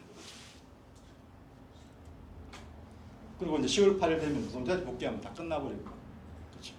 그 다음에 또 하나 이제 좀 아쉬웠다고 하는 부분은 작은 문제점은 좀 아쉽다고 하는 부분은 9월 총파업 때 언론 노조의 파업 그게 좀 아쉬워요. 무슨 얘기냐면 누가 기억할 것인가? 누가 알릴 것인가? 우리 5.18 때 이야기할 때 지금 5.18 대구에 5.18 하신 분들 뭐랬죠? 지금 이렇게 부산자네. 대부분 보면 저 강주 그 소위 말하는 5.18을 선전하는 작업을 하신 유임을 뿌리고 그렇잖아요. 그것들에서 자꾸 이렇게 이제 고초를 느꼈거든요. 이런 부분들이 직접 5.18은 아니잖아요. 직접 5.18. 그러니까 그런 활동이 굉장히 중요한 거 아니겠습니까? 5.18 때 이야기할 때 지금 5.18 대구에 5.18 하신 분들 6.25 때 대부분 보면 저 강주 그 소위 말하는 5.18을 선전하는 작업을 하신 유임을 뿌리고 그렇잖아요. 그것들에서 자꾸 이렇게 이제 고초를 느꼈거든요. 이런 부분들이 직접 5.18은 아니잖아요. 직접 5.18. 그러니까 그런 활동이 굉장히 중요한 거 아니겠습니까? 이렇게 포위되고 차단되는 것을 풀어서 이렇게 알려서 그 전국화 시켜내는 그런 작업들 이게 중요한 부분들. 그래서 그 자체도 5.18로 들어가는 거잖아요. 그럼 그걸 해야 되는 역할은 누가 해야 될까? 그 대구 15가 좀 전에 나왔지만 대구 15 그 다음에 또 뭐죠? 그 조선공산당 기관지 신문 보도가 안 되는 거지 이게. 그 어떤 일이 벌어지고 있는지 스스로 모르는 거예요 지금. 그런 부분이 지금 와서 보면 조금 아쉽다라는 생각이 들죠. 많이 아쉬운 거. 그래서 우리가 대구 15 저 신문도 최근에 들어와서 볼 수 있는 신문이에요. 아니 그게 뭐 몇 년 되지도 않았는데 그걸 못 찾아요? 네, 못 찾았습니다. 저기 왜 그거 있잖아요. 그 폭풍의 10월이라고 하는 거 책 보셨잖아요. 네, 정인진 선생이 할 때는 대구 15를 봤어요. 그럼 그 대구 15가 어디 있었을까? 우리가 말하는 대구 이제 중앙도서관 있었을 거거든요. 근데 막상 제가 그거 찾아서 들어갔을 때는 그 책을 보고 이제 나도 찾아봐야지. 어디 가도 못 찾습니다. 근데 어느 순간 그 신문들이 나중에 다시 나타나기 시작하고 그렇게 되면서 이제 이런 내용들을 보다 더 많이 알게 되죠. 그러니까 우리가 9월 30일부터 시작해서 10월 한 뭐 8일까지의 대구에서 전개 과정들에 대한 부분들은 그래서 누구나 얘기하더라도 다 비슷비슷하다는 거예요. 그럼 자료가 귀하다는 거죠. 만약에 많은 선정기관들이 그걸 알렸으면 우리가 소위 말하는 이제 포토샵을 하면 레이어를 깔잖아요. 다층적인 레이어를 가질 수가 있을 텐데 그 부분이 취약해요. 그러니까 아까 보신 것처럼 내가 만약 기자였으면 계속 활동하고 있었으면 저 CC를 찾아갈 거 아니겠습니까? 그렇잖아요. 채무하게 움직이는 부분들은 그들만의 리그라고 치면 잘 모른다고 치고 그러나 이건 이제 누구나 그때 총 쏠 때 막 화약고가 벌어질 때 그 사진들 쭉 다시 이렇게 다 펼치면 제가 아는 한 분 인터뷰를 했던 사람은 총이 막 미군정 경찰이 M1나 칼빈을 쏘니까 자신들도 여기 일부는 건축을 가지고 있었거든요. 대응이 안 돼. 그럼 살아야 되겠다는 생각을 하게 되면 어떻게 될까? 갑자기 사람들이 확 몰릴 거 아니겠습니까? 그럼 그 좁은 골목 삼덕상에서 이렇게 이제 대구 옛날 북문으로 올라가는 길 되게 좁거든요. 거기가 한꺼번에 쫙 가니까 피할 수가 없는 거예요. 돌아보면 내가 그 경찰을 맞아보는 듯한 느낌이 들죠. 그래서 어떻게 하는 거 아니에요? 하수구 밑에 들어간다. 흔히 맨홀 같은 거 있잖아. 그때 맨홀까지 이렇겠지만 그거 뚫고 밑으로 들어간다고. 사실 자기가 직접 거기 들어갔다라고 이야기를 해요. 그만큼 이제 위기의식을 느끼는 거죠. 죽음에 대한 두려움을 느끼는 그런. 예. 그 다음에 좀 요거는 제가 이거 하면서 좀 오늘 선전도 광고도 조금 내고 했는데 이게 지난 일기 보고서입니다. 그래서 일기 조사관들이 만났던 사람들인데 김실, 그 다음에 김종길. 근데 이 사람은요 제가 이미 만났던 사람들이 있었어요. 그래서 이 책이 이렇게 결과물이 이렇게 책으로 나왔었습니다. 근데 제가 왜 이걸 하는가 하면 그러면 이것들도 아마 잘은 모르지만은 저도 이게 맨땅 헤딩을 찾은 사람들이거든요. 그 당시에는. 그럼 이게 아마 참고문이 있으면 참고문이 있었으면 좋겠는데 없어. 오늘 갖고 오려고 깜빡했는데 그 김실이라고 하는 분하고 김종길 씨하고 또 몇 사람이 있는데 그때 받았던 사진이 있잖아요. 그대로 가지고 있거든요 지금도. 특히 김종길 씨한테는 제가 이분은 되게 친했어요 제가. 우찌된 건지 집에 가서 전화 와요. 전화 와가 김 선생, 예, 술 한잔 하고 와. 지금 오면 누가 와 있어. 그럼 한 의사분 한 분이 있어요. 세 명이 만나면 술을 북성로 지금 거기 아파트 들어선 그쪽에서 일주일에 술 먹고. 생전에 계세요. 지금은 돌아가셨죠. 이분한테 받았던 게 뭔가 그때 전매청 동네 사람들이 일제 말기에 방공을 했던 사진. 난 필요 없으니까 네 해가면서 던져주게 되고 여튼 그런 거고요. 그 다음에 여기 경북지방인데 경북지방은 세잖아요. 되게 셉니다.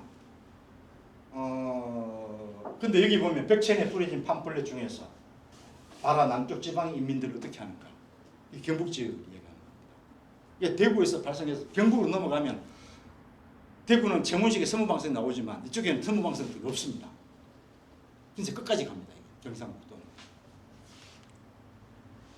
그 가운데 달성군의 특징을 보면 여기 보십시오. 월변면에서 나온 구호입니다. 월변에서. 조선민족은 군정이 물러와야 된다고 요구한다. 이런 구조. 이 정치적 구호거든요. 기아투쟁? 그건 정치적 구호는 아니잖아요. 그렇죠? 이런 구호. 이게 이런 삐라가 공격당한 파출소 벽면에 붙여져요. 이런 데 좀 주목을 해야 되지 않겠는가? 라는 이야기죠. 여기도 한번 보십시오. 현풍의 분위기를 전하는 이제 나중에 조사가 되는데 나는 이때 시골집에 있었는데 군정들이 모여들고 대구로 응원 간다고 야단들이다. 대구에서 이제 10월 1일 2일이죠. 응원 간다라는 겁니다. 트럭 타고. 경찰관들은 정신을 못 차리고 겁을 먹고 있었다. 현풍을 중심으로 하여 여러 청년이 찾아와서 무슨 큰 혁명이나 성공한 듯한 의기정신에 있었다. 그때 현풍면의 인접면들은 행정기관에 완전 마비 상태가 되어 있었다. 그러니까 시우랑제의 여파, 영향이 타격이 이루어지면 이런 상황이 빚어져요. 그리고 일종의 좀 이렇게 좀 강하게 표현하면 해방국을 만들어죠. 그런 상황. 경북 쪽. 그래서 시위 형태가 무력 형식으로 완전히 바뀌어가는 그런 측면이죠. 그래서 여러분 잘 아시는 아까 박상희 아까 말씀하셨지만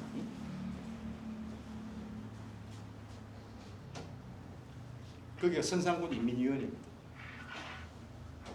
그래서 시간이 많이 가지만 계속 할게요. 이게 왜 그런 그 대구에서 얘기했던 인민위원회 얘기 잘 안 했잖아요.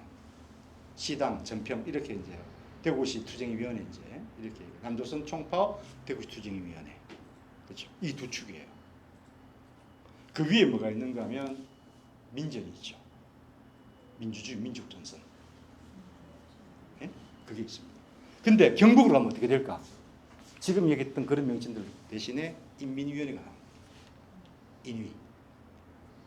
그러니까 경북 지역은 인위를 중심으로 소위 이제 좌익 세력들이 지역을 장악하고 그런 특징들을 보여주고 그게 시골 환경이 터졌을 때 인위를 중심으로 움직여 나가는 측면들이죠.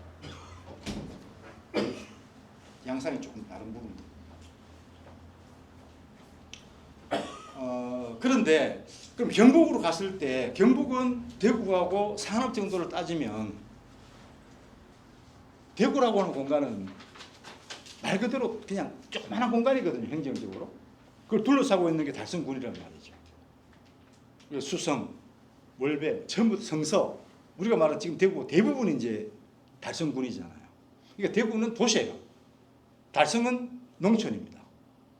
그러니까 동촌으로 넘어가게 되면 이게 이제 투쟁 방식도 달라지고 폭력화되어지고 그렇죠. 훨씬 더 무력화되어진 양상을 띱니다. 동학이 번져갈 때 바로 그런 양상들이죠. 그럼 왜 이렇게 현상이 생길까? 이건 이제 대구라고 하는 도시 공간과 다른 구조를 가지고 있기 때문에 그렇다는 거.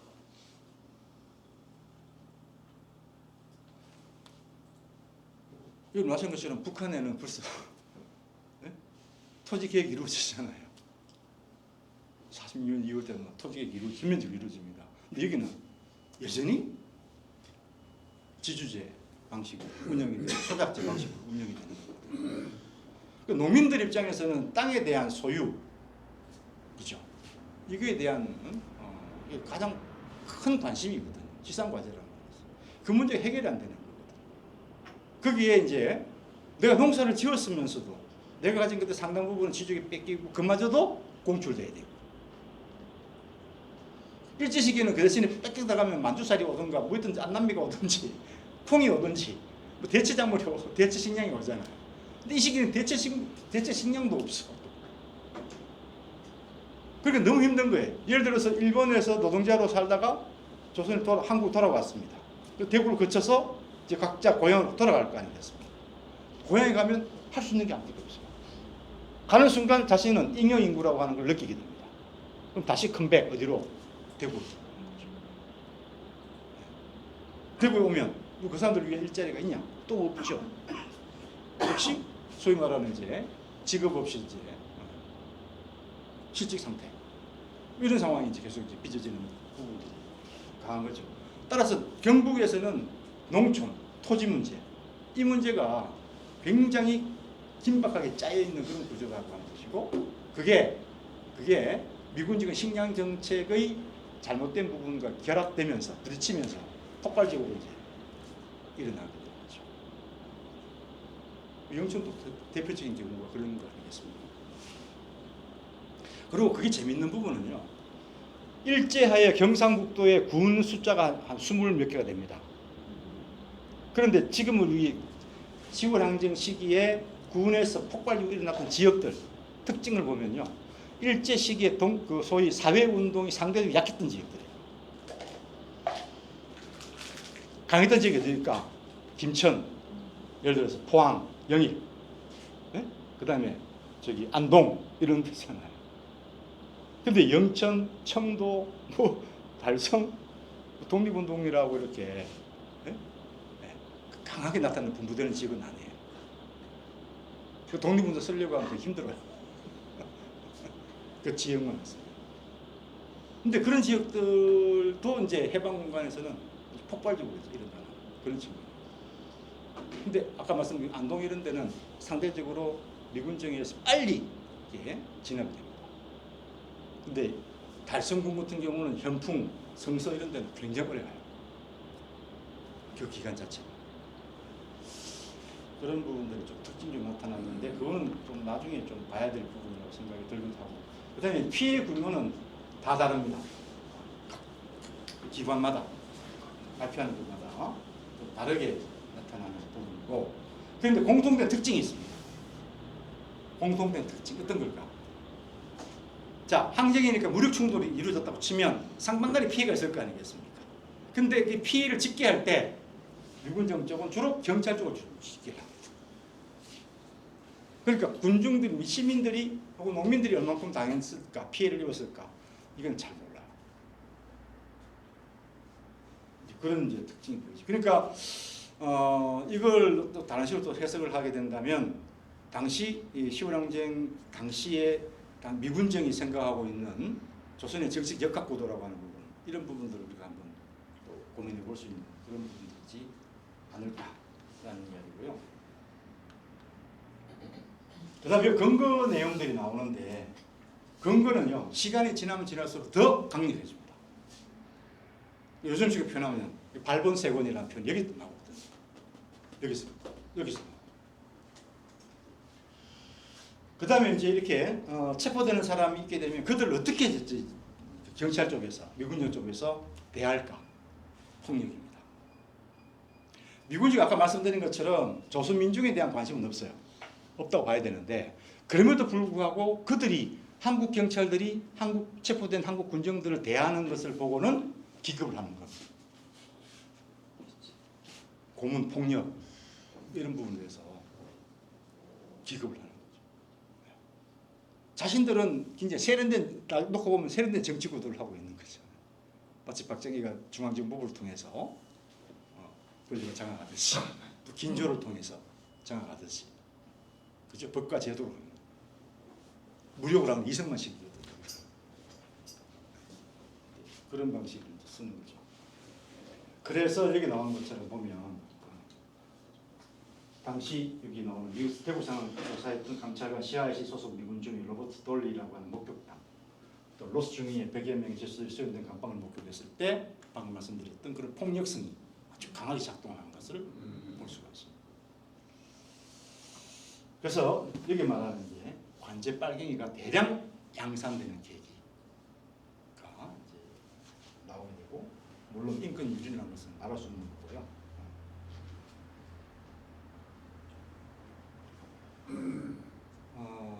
그래서 여기 보면 이제 이제 체포된 사람들을 처리할 때 이제 재판도 말이지 이제 소위 말하는 일반 재판이냐 군사 재판이냐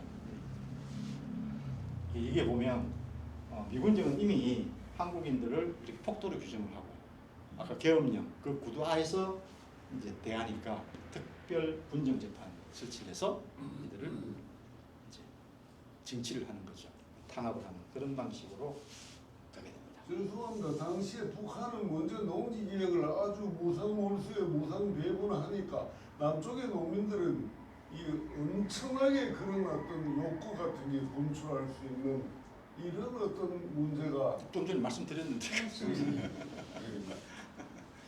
그 북한은 농지개혁이 아니고 토지개혁, 토지 플레비안 방식이라 해서 무상몰수 무상 방식. 그렇다고 해서 지금 지주들은 땅을 다 뺏느냐 그렇지는 않습니다.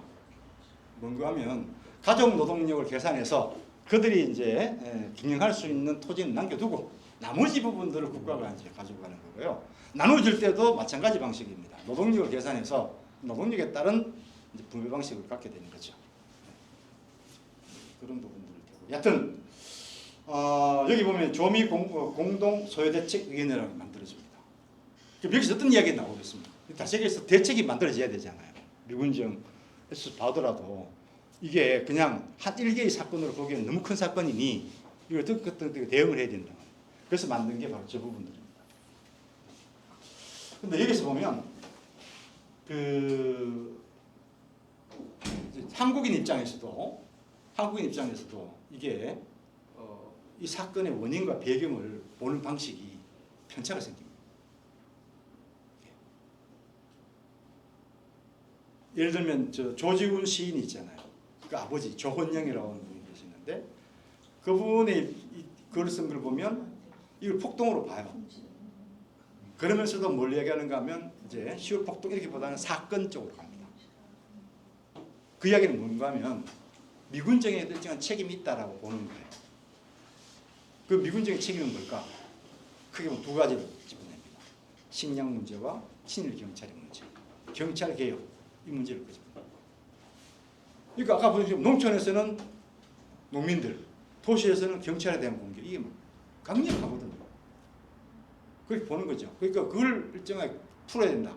그러니까 개혁을 미군정이 제시를 했죠. 근데 미군정은 그걸 받아들일까? 받아들이지 않습니다.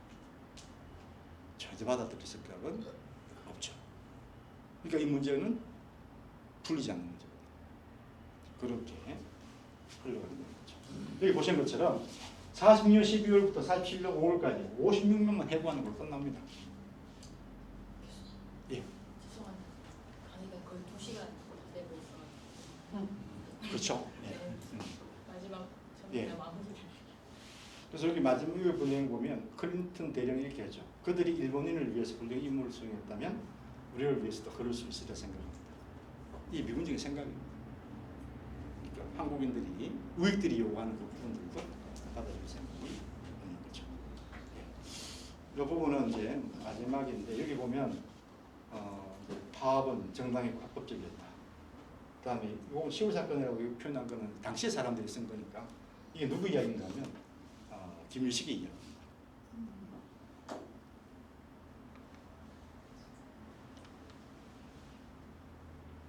자, 그 다음은 어떻게 될까?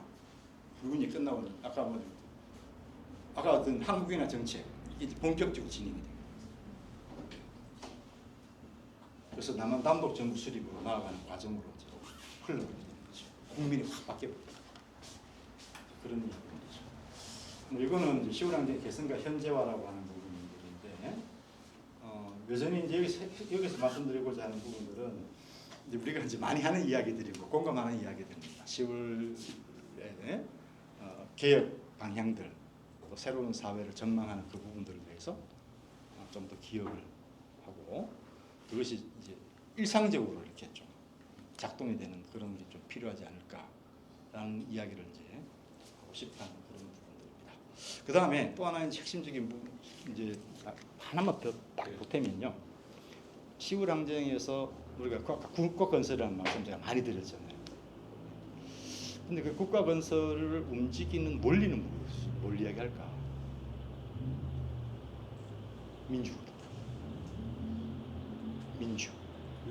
민주, 디모크라시 이걸 놓쳤습니다. 그들이 꿈꾸던 세계는 민주라고 하는 그 기조 위에서 움직이는 새로운 사회. 그 부분을 우리가 좀 기억을 한다면 오늘 한국 사회에서도 마찬가지로 여전히 해결해야 되고 개혁해야 될 민주적인 과제들이 있잖아요. 그 부분들을 연결하면 시간을 건너뛰어서 만날 수 있는 그런 여지가 충분히 있지 않을까 그런 생각을 하게 되는 거죠. 제가 너무 길게 시도 않고 제 욕심만